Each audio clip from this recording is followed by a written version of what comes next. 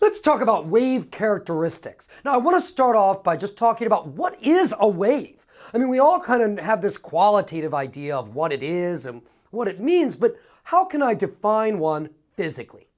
Well, physically, a wave is a disturbance in a medium. What's a medium? A medium is any material, usually a fluid, a liquid, or a gas, but it can also be a solid, that doesn't like to be messed with. So if I move its atoms out of the way, they're going to try to come back. So that's a medium.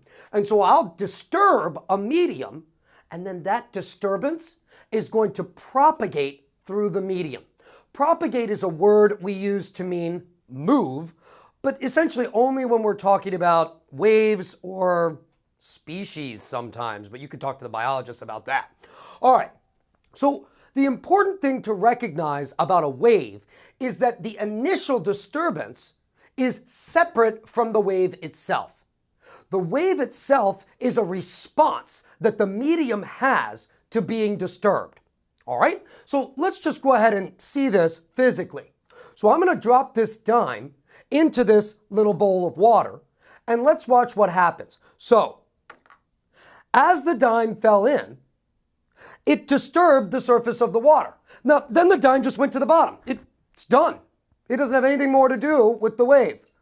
But the wave continued to propagate. It continued to disturb the medium after the dime was gone. And so that's what I mean by the wave itself is separate from the initial disturbance.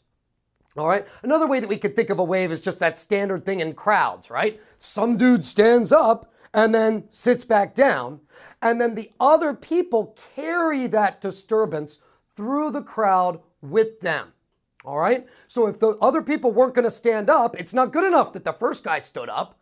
Everybody has to participate.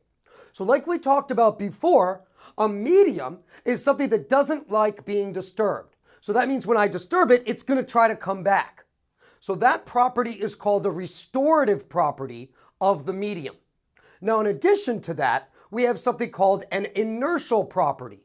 The inertial property is like the mass of the medium, and that's what kind of resists this acceleration back to its equilibrium. And it's the interplay between these two things that gives us the wave.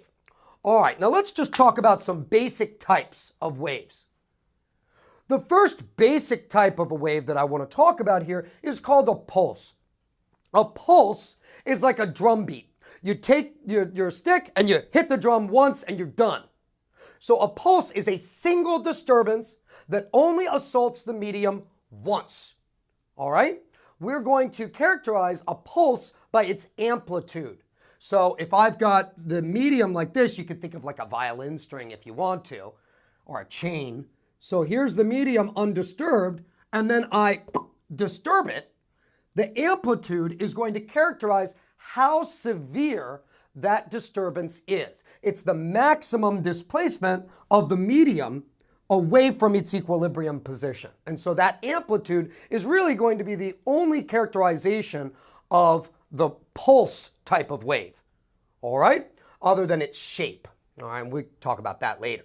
All right, the second major category of waves is periodic waves.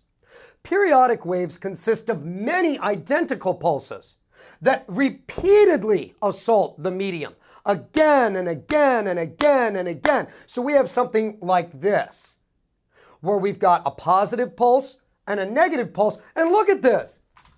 We've got one pulse, another pulse, another pulse, and we could keep on going.